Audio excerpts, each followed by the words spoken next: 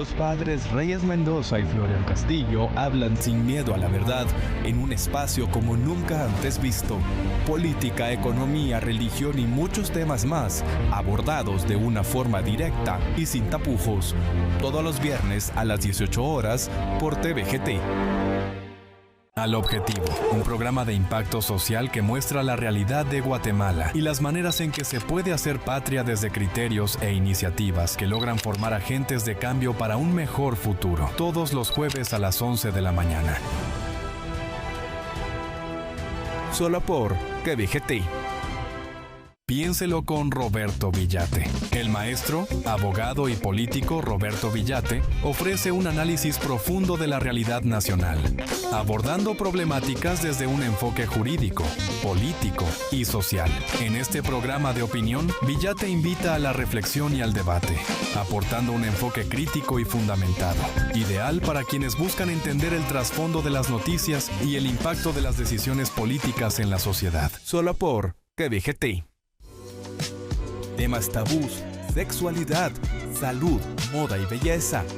Wendy y Araceli ofrecen entrevistas y análisis con un enfoque fresco y sin prejuicios, dirigido a un público diverso que busca respuestas y consejos prácticos en un ambiente relajado y ameno. Todos los martes a las 20 horas, ¡Qué mujeres! Voces sin filtro. Solo por TVGT.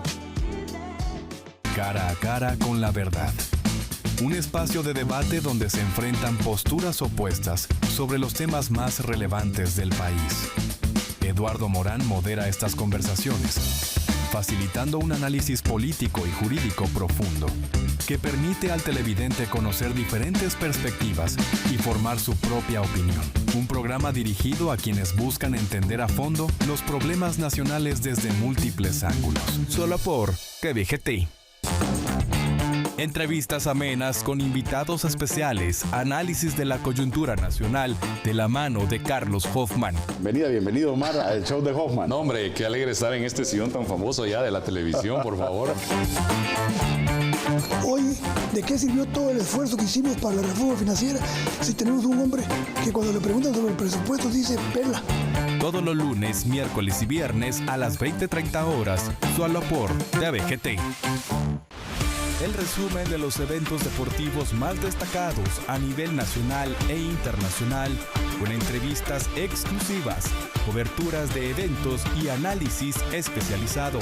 Pareciera ser que fue una película que el equipo de comunicaciones ya la había visto y no reaccionó. El equipo blanco ante Municipal. Un programa que reúne a todos los apasionados del deporte, todos los lunes a las 18 horas, solo por TVGT. Síguenos en nuestras redes sociales.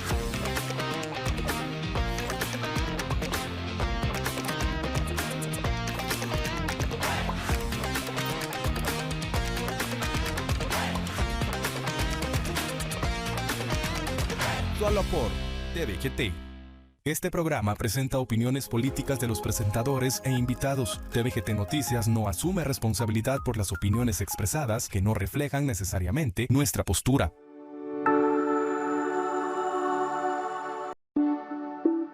TVGT Noticias, la verdad hecha noticia.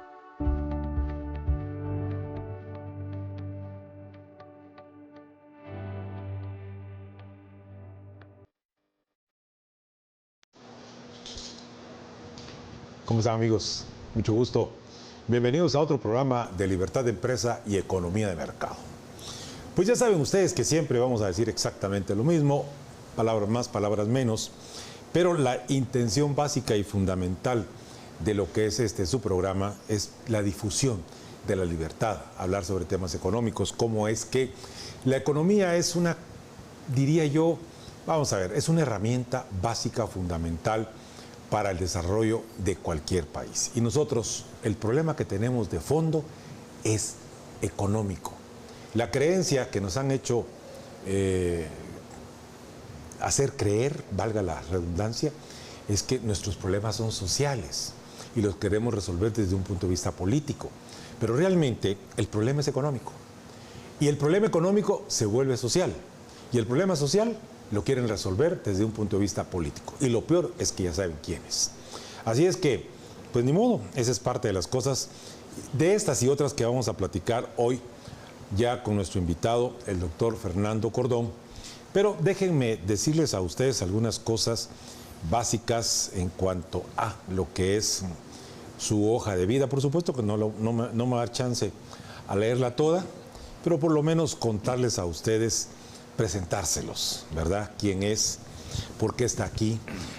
¿Cómo vamos a analizar algunas de las leyes que han sido promulgadas, ya sabemos, en las condiciones que se ha dado? Pero eso es parte de las cosas que vamos a platicar, porque cómo eso influye tremendamente en lo que es el desarrollo del país. Así es que, en la parte académica, el doctor Fernando Cordón, pues tiene un doctorado en Derecho Tributario y en Derecho Mercantil, con una distinción magna cum laude.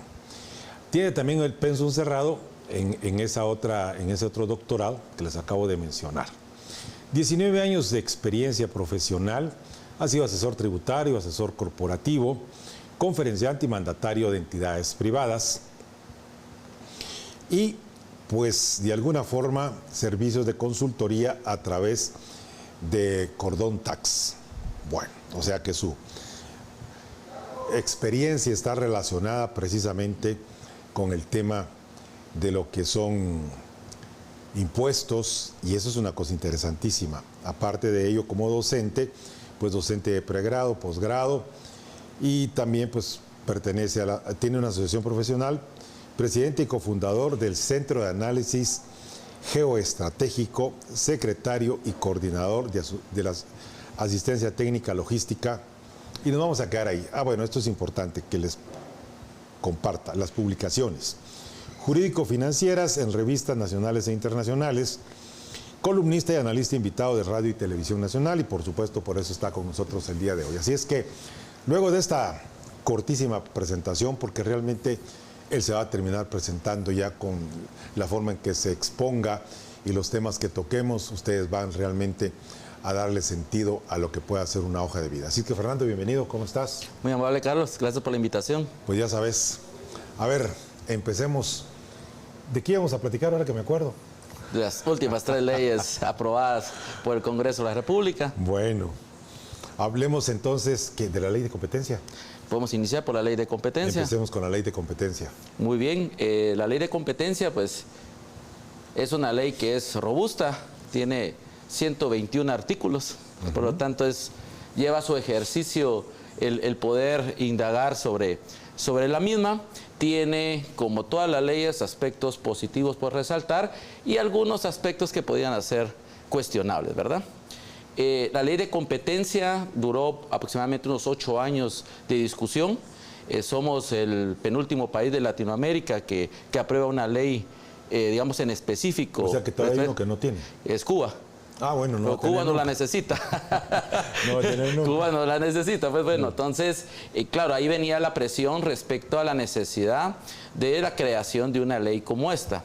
Ahora bien, siempre existieron voces, obviamente unas a favor y otras en contra de la creación de la ley. En términos generales, pues la población va a poder sacar sus conclusiones, porque en la balanza, como le mencionaba, hay aspectos positivos, muy positivos de la ley, y hay otros aspectos que hay que analizarlos con más profundidad.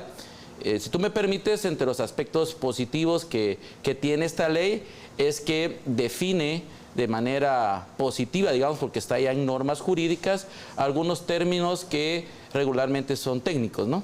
Como por ejemplo, que es un agente económico, que es una concentración económica, entre otros. La ley hace las definiciones a estos aspectos, por lo tanto, al momento de que exista una contienda, una litis, pues ya se acude a la ley para poder resolver esta situación.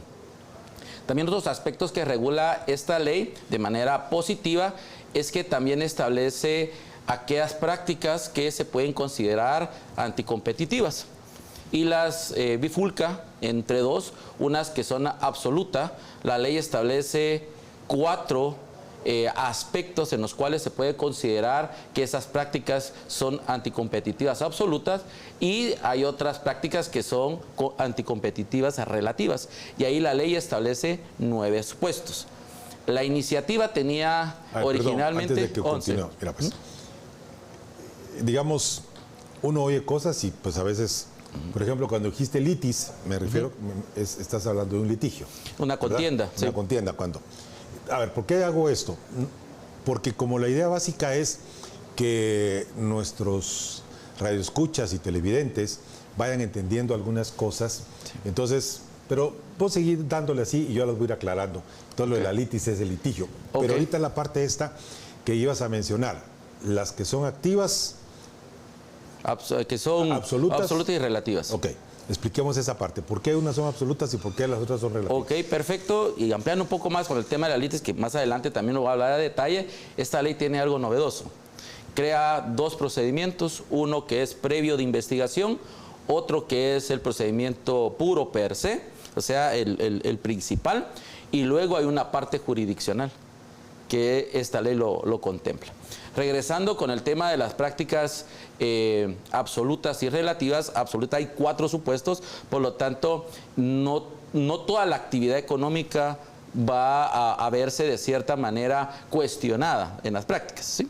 En las absolutas establece qué prácticas son en las cuales cuando los que participan en un mercado que le llaman relevante, quiere decir que es un mercado en el cual todos tienen acceso porque es un producto de consumo, digamos, vital para la población, y están los relativos que hay 9 conductas que están establecidas en la ley, originalmente eran 11, en la cual, pues bueno, puede haber un origen de investigación que se puede iniciar por el mecanismo de petición de parte, que se presente una denuncia, o bien de oficio por una autoridad que está siendo creada a través de esta ley. Que, pues bueno, dentro de los pasajes, vamos ya un poco a los pasajes que son cuestionables, es que aquí la gente se debe preguntar, tenemos un Ministerio de Economía, claro, tiene un Viceministerio de Competitividad. Ese viceministerio tiene 5 direcciones y una dirección en específico tiene que ver lo relacionado a la competencia. ¿Cuál es la necesidad de crear otra nueva instancia que va a ser una instancia específica que va a tener un superintendente, va a tener un directorio, y entonces eso se puede traducir en más burocracia? Totalmente. Y si algo afecta a la economía es el aumento de la burocracia. Pero también la población tiene que entender cómo está la institucionalidad del país. Cuando uno empieza a hurgar fino, sabemos que en esta institución que es el Ministerio de Economía, muy parecido cuando hablemos con la ley de infraestructura en el Ministerio de Comunicaciones, realmente la capacidad instalada de gobierno es muy limitada, porque hay muy poco personal en el renglón 011 y gran parte de ese personal está sindicalizado. Entonces, tratar de echar mano de una ley que lo que pretende es modernizar el sistema, crea esa complicación. Por eso no es que lo justifique, pero sin embargo hay una razón por la cual se inclinaron en crear una nueva instancia, una superintendencia que, si hacemos el comparativo con la administración tributaria, lo que sí tiene de beneficioso esta nueva superintendencia, a diferencia de la SAT, es que acá le da a un directorio dientes para poder actuar. No es como un directorio el que tiene la administración tributaria, que es más o menos figurativo. Sus participaciones más relevantes es nombrar superintendente o bien removerlo o validar su continuidad. Eso es lo mayor que hace el directorio. Está a tiempo permanente, con recursos importantes, vehículos blindados, seguridad, y eso es lo único que hace. Caso contrario, esta superintendencia que está siendo creada por esta ley sí tiene más dientes. ¿En qué sentido? Es la que autoriza cada solicitud que le hace el superintendente, como por ejemplo, para ella hacer una inspección a una empresa. Ya no va a quedar en la figura de discrecionalidad. El espacio de discrecionalidad es reducido porque el directorio lo tiene que aprobar. E incluso existe un procedimiento muy similar al que se lleva en operaciones fiscales, en donde puede hacer un requerimiento de información. En temas fiscales, el auditor tiene la discrecionalidad de amplificar su radio de auditoría conforme vaya encontrando hallazgos. Un caso de eso puede ser el B410 famoso, ¿verdad? Que de algunos hallazgos pues se fue ampliando la investigación para ir recabando información. Sin embargo, con esta superintendencia va a haber una intendencia que es de investigación y es la que le tiene que presentar al superintendente una investigación luego transcurridos 6 meses, cuando se ha presentado una denuncia. Luego, el superintendente va a aprobar o no aprobar, someter al directorio el inicio de un procedimiento administrativo. Por lo tanto, ahí vemos que sí hay un control y se reduce la discrecionalidad. Bueno, ahí estamos hablando, lógicamente, de una parte eminentemente teórica, o sea, en el deber ser. Exacto. Lo que dice taxativamente la ley de creación, cuando están hablándose de las figuras y lo que cada quien tenga que hacer. Ahora, ¿cuál ha sido la duda? Y esta es una pregunta muy concreta. ¿Esto puede servir para perseguir a empresas, independientemente si están, porque la mayoría de este directorio pues son representantes del gobierno? Es correcto. ¿Verdad? Es correcto. Entonces, si se ponen de acuerdo y a compadre hablado, vamos a hacer tal o cual cuestión, ¿qué se puede hacer? O sea, va a pasar. Sí. Y pregunto esto pensando un poquito mal, porque ¿cuál era la intencionalidad? ¿Cuál era esa exigencia? Si no los tenían contra la pared en cuanto a que si la aprueban o no lo aprueban, sino que fue una intencionalidad del grupo oficial de querer implementar esta ley porque lo habían anunciado muchísimo antes. Una ley que pasaron 40 años, pues, porque es una ley constitucional, sí, que desde que la Constitución existe, ahí estaba y nunca se hizo nada. Es correcto. Entonces, esa parte, ¿crees que sí pueda pasar, obviamente? Bueno. O está, ¿cómo se llama?, la cosa condicionada para que no se mueva tan fácil. Muy bien. Claro, lo que tú mencionas fue parte de lo que motivó las discusiones a lo interno del Congreso de la República y hay que tomar en consideración que, tal como tú lo indicas, hay que ponerle mucha atención cómo se integra el directorio. El directorio lo nombra un representante titular y suplente por medio del presidente de la República. Por lo tanto, estamos hablando de que la designación es política. Así es. La segunda va a ser a través del Congreso de la República. O sea, es la entidad política por excelencia, ¿no? Y la tercera la va a nombrar la Junta Monetaria. Y el 50% de la Junta Monetaria está integrada por... sector público. O sea, el sector público, ¿sí? Presidente del Banco de Guatemala y ministros de Economía. Está la Universidad de San Carlos también representada en la Junta Monetaria. Entonces, de entrada decimos, bueno, hay un alto componente político. Sin embargo, también la norma, como esto creó discusión, el nombramiento de estos directores tiene que pasar por un proceso que está, digamos, establecido de una manera más técnica y rígida en la ley, no como pasa con las comisiones de postulación, que una vez integrada la comisión de postulación, hacen su tabla de gradación y ellos van decidiendo y conforme sea la comisión de postulación, ayudan a otros o desfavorecen a otros, ¿no? Acá la propia ley indica que tiene que pasar por un procedimiento meticuloso y que puede ser fiscalizado. No es garantía, pero por lo menos dejaron esa salvaguarda. Número uno. Número dos, que esto es una recomendación para consultores, asesores y defensores, es que la ley, si bien establece mecanismos donde se puede denunciar actos que pueden considerarse como que riñen con la competitividad, también la ley establece los criterios que tiene que tomar esta entidad para validarlos. O sea, no es cualquier creencia. Hay criterios que tiene que tomar y que tiene que validar a través de una investigación esta entidad. Y que existe la posibilidad en la investigación previa de contar con información suficiente en donde se pueda demostrar que lo que está siendo cuestionado realmente no es un acto anticompetitivo, ¿sí? Porque si estamos en un mercado que es disputado, como menciona la ley, en donde hay posibilidad de competir y lo que se está haciendo es por una decisión corporativa o de participación accionaria, no hay ningún problema. Lo que hay problema es si estamos en un mercado relevante estamos dentro de aquellas empresas que tienen una posición de dominio y esas actuaciones sí están orillando a que modifiquen precios, a que segmenten, digamos, el mercado o bien que limiten el mercado. Pero si pueden tomar decisiones que pueda haber una concentración económica, pero termina beneficiando el precio, la propia ley indica que como hay beneficio para el consumidor, no puede considerarse como algo cuestionable. Que era parte de las cosas que siempre hubo la oposición, porque esta era conocida antes como una ley antimonopolio. Le fueron cambiando el nombre para que no pareciera que esa era la intencionalidad.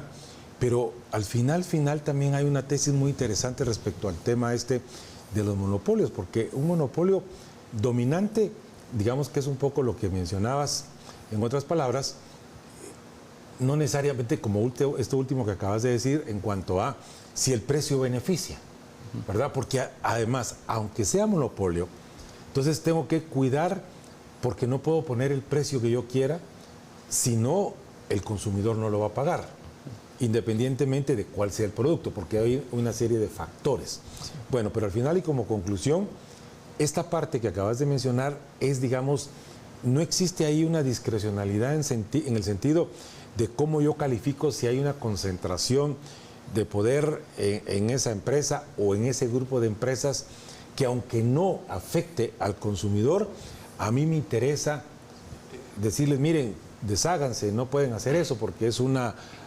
práctica monopólica o no es eso lo que la ley prevé. Muy bien, yo iniciaría mencionando de que realmente no se le debe de dominar una ley antimonopolio. Claro. Porque fíjate de que consecuentemente al final de la ley realmente deroga los artículos contenidos tanto en el Código de Comercio como en el Código Penal que sancionaban el monopolio, ¿sí? Realmente es una ley que lo que trata de proteger es la libre competencia, ¿sí? Entonces, como no es una ley antimonopolio, yo te mencioné el caso del beneficio de los precios, pero sí hay varios criterios. Ese es uno y es de lo más relevante, porque entre uno de los objetivos que tiene la ley, que está en la parte considerativa y al inicio de su articulado, precisamente es beneficiar al consumidor. Está promover el libre comercio, está el tener una economía sana, está el beneficiar al consumidor. Pero fíjate que entre esas decisiones que puedes tener tú para poder concentrarte económicamente con otro agente económico, está precisamente para incluir dentro del mercado aspectos tecnológicos, por ejemplo. Si son aspectos que vienen a, de cierta manera, a sanear el mercado, a beneficiar el mercado, también no está prohibida esa concentración, que traiga una innovación al mercado. ¿Sí? Tampoco. Entonces, por lo tanto, existe una variable de criterios que se tienen que considerar y la simple concentración es insuficiente como para que pueda prosperar una denuncia y que pueda tener una resolución de parte de esta superintendencia a través de su directorio. Por eso es que yo hacía la reflexión. Acá es una ley que incluso permitiría hacer preventivos, porque la carga de la prueba la tiene inicialmente la superintendencia. Entonces, solo en aquellos casos en que hagamos una concentración irregular, que es otro de los términos que utiliza aquí la ley, como por ejemplo, que te autoricen la concentración pero te ponen ciertas condiciones. Por ejemplo, que hagas cierta modificación a las formas en que vas a hacer la concentración y las tienes que cumplir, ¿sí? Para que te autoricen la concentración. Si aún así tú no las sigues, se va a considerar una concentración irregular. Aún sea una concentración irregular, ahí es el único caso en el cual se invierte la carga de la prueba. Y ya tú tienes que probar que, no obstante existe una concentración, no se está afectando al mercado, no se está induciendo el precio y que al contrario trae perjuicio al mercado, trae beneficios. Bueno, al final y como conclusión pudiéramos decir que desde el punto de vista teórico sí es algo que puede convenir, porque incluso he escuchado y he estado pendiente de reunirme con algunas personas que han manifestado opinión respecto a que esta ley no necesariamente es lo mejor. Pero yo les decía, pero mira, por ejemplo, la ley dice que se prohíbe, no ponen la palabra dumping, pero lo prohíbe, ¿verdad? Sí. Las cosas que yo hice un programa haciendo el análisis de la ley y sobre todo leyendo las partes de los enunciados como buenas intencionalidades de lo que se pretende respecto a realmente que haya, digamos, esa competencia, esa libertad, porque eso es lo que lógicamente estamos defendiendo.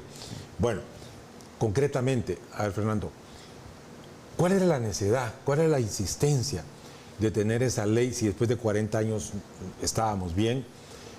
Yo me recuerdo que tal vez en el año 2000, puedo equivocarme, pero había un deadline donde tenía que estar la ley, ¿cómo se llama? Porque si no, no entrábamos a una, ¿cómo se llama? Un convenio que se hizo con otros países y no pasó nada, no hubo ley. Y entonces ahora, ¿cuál era la intencionalidad? Sí, la ley es imperfecta como todas las leyes, ¿sí? Porque obviamente es a través de la práctica que vamos a poder establecer si la misma al final cumplió sus objetivos o no. Por ejemplo, yo no estoy de acuerdo con la promoción que se le hace a la ley, que con esta van a bajar los precios. No. Porque realmente esta ley en ninguna parte de la misma garantiza. Obviamente, esta ley lo que hace es que exista una especie de control hacia ciertas actividades que hoy por hoy el Ministerio de Economía es evidente que no tiene la posibilidad ni tiene las herramientas para poderlo controlar. Otro aspecto que estimo que es importante tomar en consideración acá es que esta ley puede ser eficiente para casos como el que fue denunciado públicamente a inicios de este año, no sé si recordarás, en el Congreso de la República, donde un personero de una cadena de farmacias hizo una denuncia pública sobre que había sido influenciado para manejar un precio, ¿sí?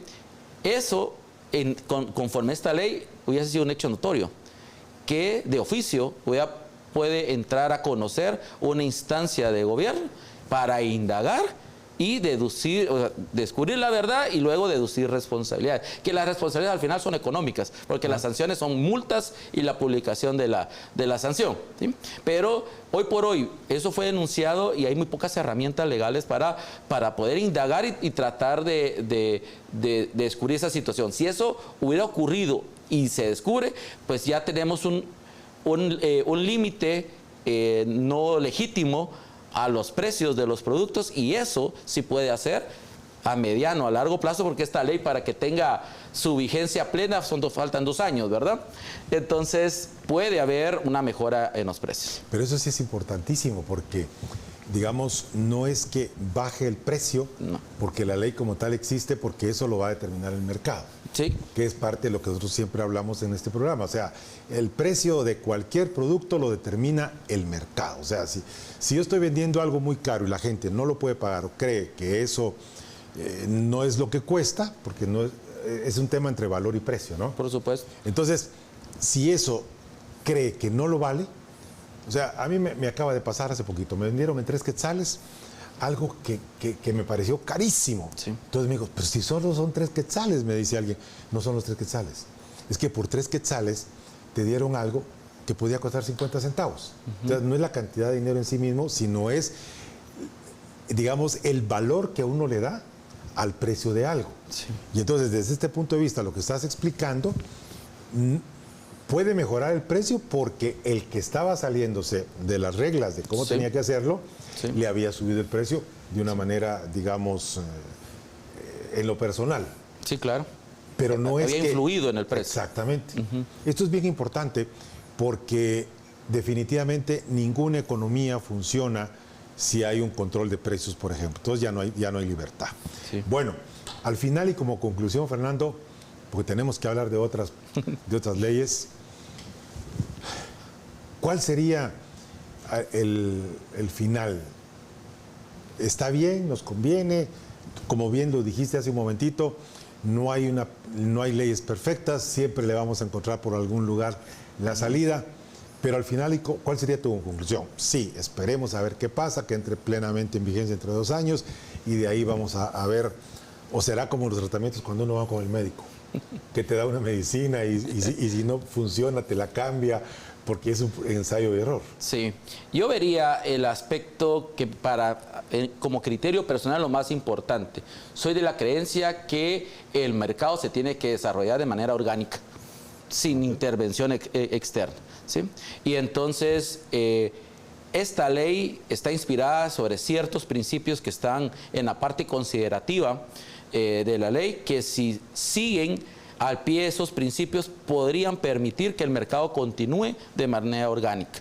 Por lo tanto, aquí va a ser problemas de personas y no va a ser problema de leyes, va a ser problema de personas. ¿Por qué? Porque los principios, cuando están establecidos en una ley como está acá, primero lo que representan es un gran acuerdo político.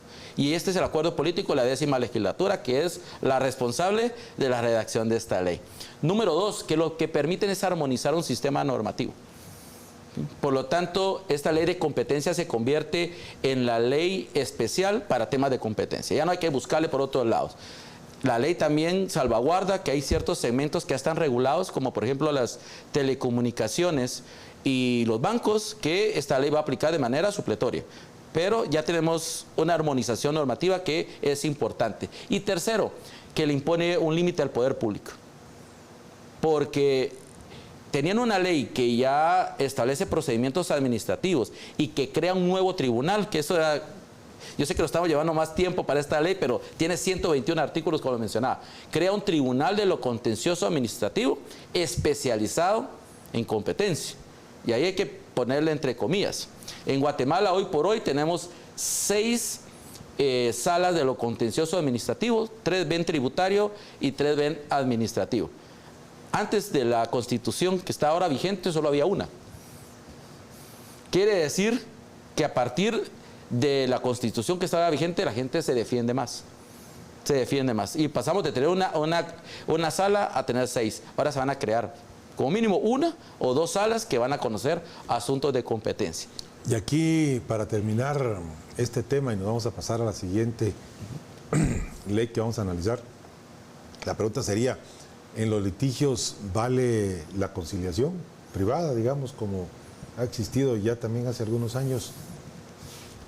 No, digamos, hoy por hoy, cuando entremos a la ley de infraestructura vial prioritaria, es una de las novedades que te da esa ley. ¿Es la que viene? Esa es la que viene, pero en materia tributaria y en materia administrativa en general no existe competencia de conciliación, ¿sí? Okay. Es por eso que todo termina. Claro, hay pasajes en los cuales se puede aceptar durante un procedimiento administrativo y gozar de algunos beneficios o deducciones, ¿verdad? Que esta ley de competencia también lo tiene, pero las salas de lo contencioso, por ejemplo, en materia tributaria, yo he tenido casos que 6, 8 años para que se resuelvan.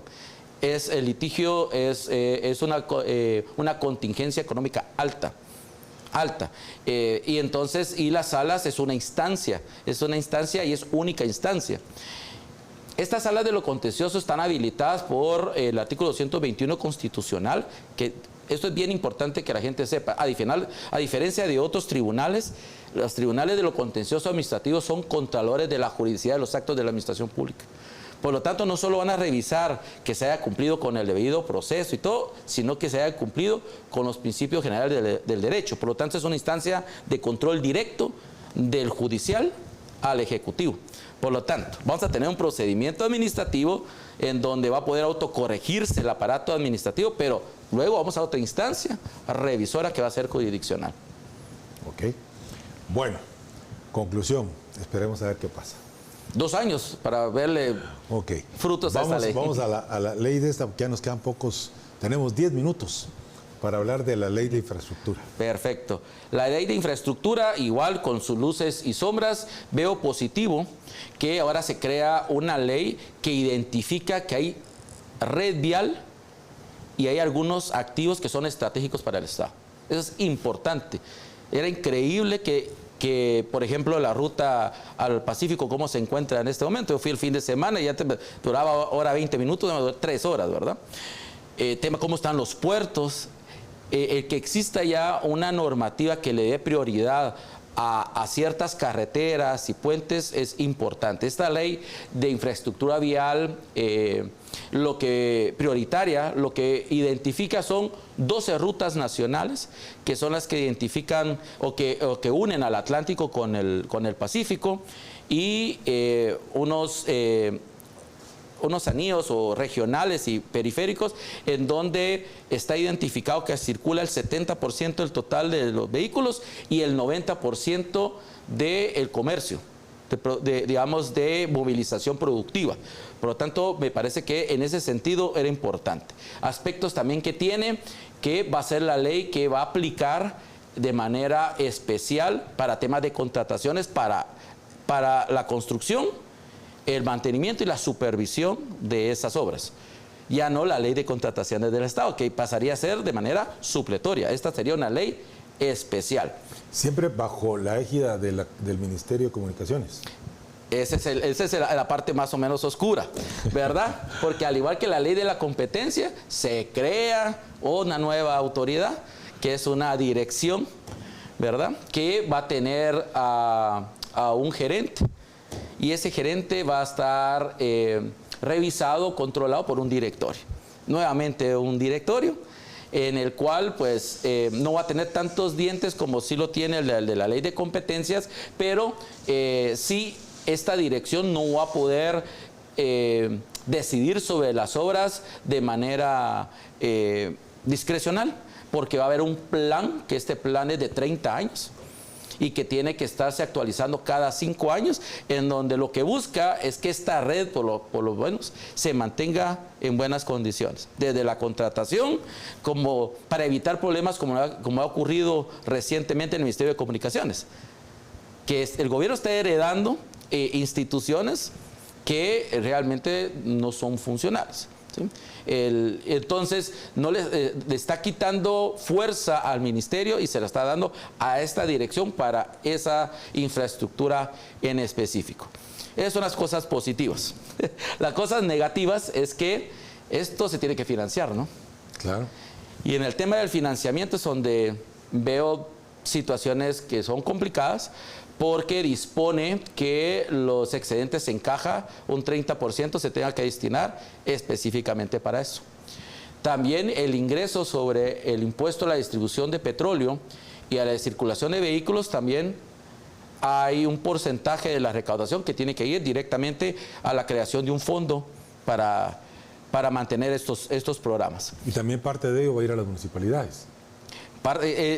La ley ya establece que parte de esto va para las municipalidades. Para que las municipalidades puedan darle mantenimiento a las carreteras. Exactamente. Lo que de esto no es tan positivo, porque esto tal vez alguien que conozca de presupuesto sepa que hay ciertos principios que son no negociables en tema presupuestario, y uno de esos es el de unidad.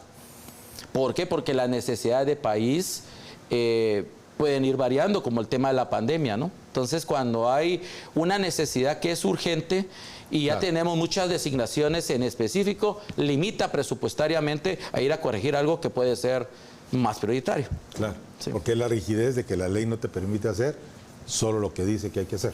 Sí, el presupuesto, diciéndolo en palabras muy sencillas, se tendría que ir a un bolsón, todo lo que se recaude, ¿sí?, por universalidad y unidad, y luego a través del presupuesto anual se toma la decisión conforme la política y la estrategia, porque la política es un instrumento estratégico de gobierno.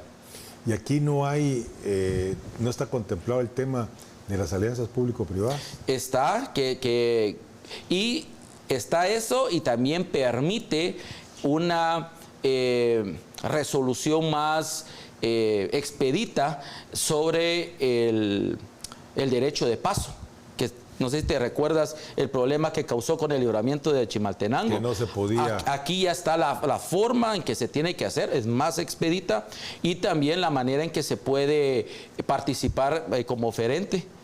Y ya puede venir oferentes internacionales a poder participar. Y esa parte, digamos, expedita para hacer las cosas es lo que ya algunas personas han criticado respecto al tema de la expropiación. O sea, si lo querés ver. Está considerada la expropiación. Claro, pero hay quienes lo han hecho ver como algo que está mal. ¿Me explico? O sea, correcto. porque yo he visto un par de notas ahí noticiosas en función de que esta ley es expropiatoria. No. Pero esa tiene una mala intención. Sí, está de mala intención. Sí, ¿verdad? porque realmente la propia Constitución establece los mecanismos y las formas y los motivos. Esta ley también lo hace. ¿Sí? Está la negociación directa. Primero. ¿Sí? La segunda, Cuando se se hace vota. un estudio y se consigue una autorización para el llegar a la conclusión de esto, que va a ser valorando la propiedad y lo que justa y técnicamente procede, ¿no? Y la última instancia es la expropiación. Cuando no se pusieron de acuerdo. Pero al final el hacerlo está en función de la mayoría. El bien general tiene que prevalecer sobre el Esa es la particular. idea. Entonces Sí. yo creo que eso es bien importante para aclararlo porque, repito, he visto por ahí esa ya mala intención de plantear como que es una ley expropiatoria. No, no lo es. No, por supuesto que no. No lo es. Bueno, ahora volvamos al tema este de las alianzas público-privadas. O sea, pensando en esto, ahí podríamos decir que esto ayuda un poco al financiamiento de esto que habías mencionado anteriormente en cuanto a, independientemente de los impuestos, pero esa alianza público-privada significa que ellos asumen el riesgo, no, y la propiedad o digamos la posesión de lo que se haga siempre va a estar del lado del Estado, pero hay una rentabilidad a años de quien invierte, ¿no? Es correcto, y para ponerle el punto sobre la I, como se dice coloquialmente, precisamente esta ley incluye una garantía de pago para los contratistas. También parece novedoso, ¿sí? Una garantía de pago, eso hace de que exista más confianza en contratar con el Estado. Y que obviamente esos pagos van a estar habilitados, que se permite un anticipo, se permite también pago sobre avance, y también cuando existe disponibilidad, también cuando hay disponibilidad de caja, porque recordemos que desde el gobierno anterior políticamente encontraron una fórmula en subestimar las metas de recaudación de SAT. ¿Sí? Ahí está una, que eso permite que hayan excedentes en caja. Ajá. Entonces, cuando exista disponibilidad, puede utilizarse precisamente para garantizar pago de estas obras. Claro, y eso no solo les garantiza, aquí hay otra cosa interesante, porque ¿por qué eventualmente algunos contratistas suben los precios de las obras? Porque tienen que calcular el tiempo mientras les pagan. Es correcto, sí. ¿Verdad? O sea, se supone que esto pudiera entonces también irse corrigiendo. Se corrige por el hecho de que todo va a ser a través de una digamos, verificación de los avances, y si hay una, digamos, un atraso en el pago, acá el contratista va a tener la posibilidad de ir directamente con el ministro de Finanzas a poder señalar el impago. El ministro de Finanzas le solicita un informe circunstanciado a esta dirección del motivo, y si no existe motivo, Finanzas Públicas hará el acreditamiento y lo reducirá de lo que tendría que acreditar al fondo a la dirección. Okay. Eso me parece que también es valioso. Bueno, nos quedan un par de minutos, un minuto, para que concluyamos en el tema este en función de el beneficio que pudiéramos tener con las alianzas público-privadas y esta ley, porque aquí hay una cosa importantísima que hay que recalcar. Las vías de comunicación es un desarrollo impresionante desde el punto de vista económico para el país. Por ahí nos vamos. Por ahí no, sí. Es importante, esta ley permite de que hayan procedimientos más expeditos para que los contratistas tengan confianza respecto, por lo menos, de estas 12 vías que le estoy mencionando, ¿verdad? Porque son las que prioriza esta ley. Hay procedimiento expedito, permite las alianzas público-privadas, permite la inversión extranjera con una regulación previa a lo interno de Guatemala, va a permitir que también contratistas con mayores capacidades puedan celebrar contratos con el Estado, que pueden ser contratos que no superen los 25 años, creo que es lo que dice la ley, ¿sí? Para poder construir, darle mantenimiento. Prácticamente es como que fuera una concesión, pero no lo es, ¿verdad? Así es. Bueno, mis estimados amigos, así es que tengan ustedes la certeza de que es una buena ley. Al final, insisto y repito la parte esta en cuanto a cómo es que esto nos va a permitir que haya ese desarrollo vial. Dense cuenta, ya lo había mencionado Fernando en algún momentito, el tiempo que puede tardar hoy irse o pasar por ese lugar. Y fíjense que ese es un tema muy interesante porque resulta de que siempre se ha visto o dicho desde un argumento muy popular que las carreteras son de los guatemaltecos. Sí, pero hay que construirlas y eso tiene un costo. Díganme ustedes hoy, pregúntenle a todos los que usaban antes la autopista Palín-Escuintla si no preferirían pagar.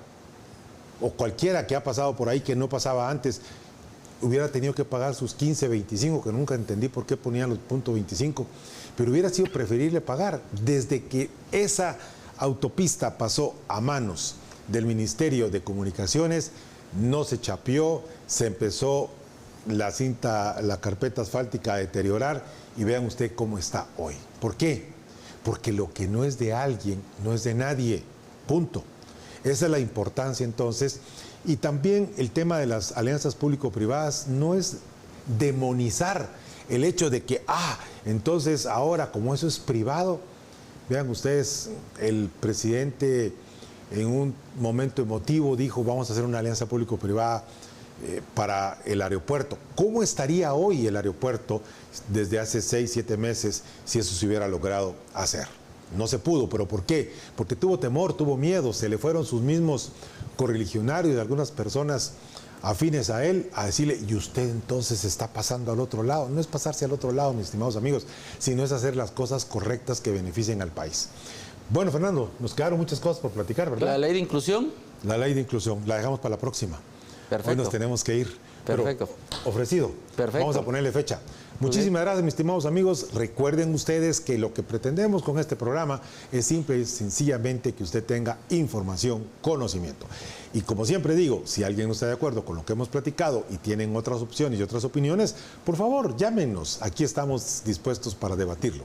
Muchísimas gracias. Mi nombre es Carlos Córdoba y recuerde que todo lo que hacemos es por amor a Guatemala. Que estén bien.